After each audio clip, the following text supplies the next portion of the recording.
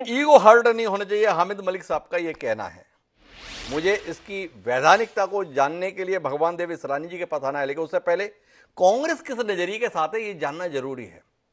कांग्रेस मौन के माध्यम से इस पूरे मसले पर बनी रहती है।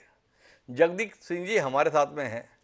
जगदीप जी आप बताएं, अब तो कम से कम अपनी खामोशी को आवाज दीजिए और बताइए कि जो प्रस्ताव जम्मू कश्मीर विधानसभा में पास हुआ है आप उसकी हिमायत करते हैं।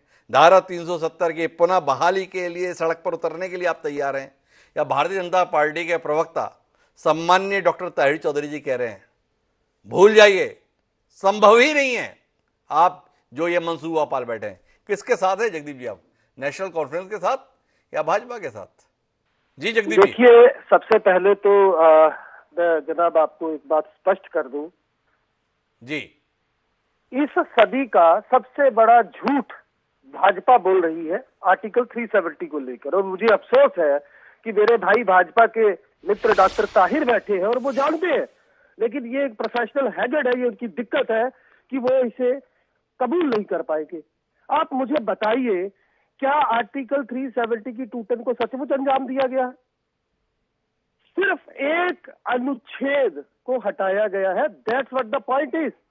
और भाजपा ने पूरे देश में तमाशा खड़ा करके रखा है कि हमने आर्टिकल 370 को रिवोक कर दिया। और अब जरा बराए मेहरबानी समझिए, टेक्निकली मैं जो इनको बताने की कोशिश कर रहा हूं।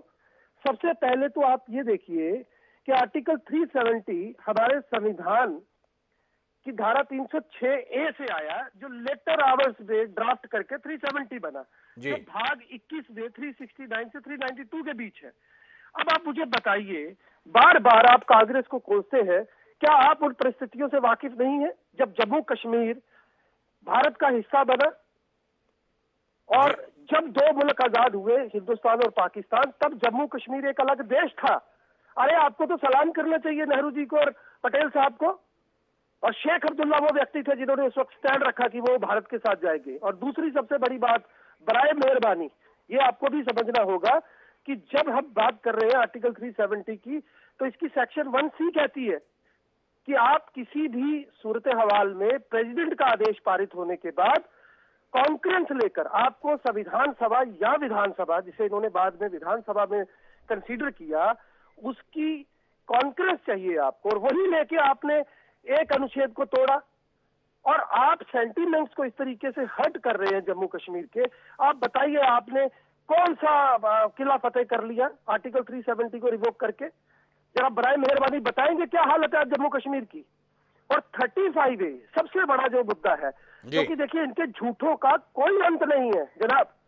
आप मुझे बताइए, 35A में जो महिलाओं के अधिकार थे, जिनका ये बड़ा गाजे बाजे के साथ आरोप लगाते हैं, इनसे पूछिए, साल 2002 में हाई कोर्ट का ऑर्डर जब पास हुआ उसके बाद वो स्थिति खत्म हो गई। ये जरूर है कि आपने वाल्मीकि को राइट दिए, पाकिस्तानी जो पूर्वी पाकिस्तान पश्चिमी पाकिस्तानी रिफ्यूजियों को आपने राइट दिए, उस क्वाइट अप्रिशिएटेबल। बट सवाल ये है कि क्या जो आपने अनुमोदन किया या संशोधन किया वो वही चंद एक क्लासेस में नहीं किया जा सकता था? अरे आपने तो जम्मू कश्मीर के लोगों की नौकरियों पे डाका डाला, आपने यहाँ के लोगों की जमीनों पर डाका डाला, और आज आप अमित शाह साहब कह रहे हैं कि जी 70% जो है वो मिलिटेंसी की घटनाएं जो है वो कम हो गई। लक्षित हत्याओं का सिलसिला रुक नहीं रहा है। जो आतंकवाद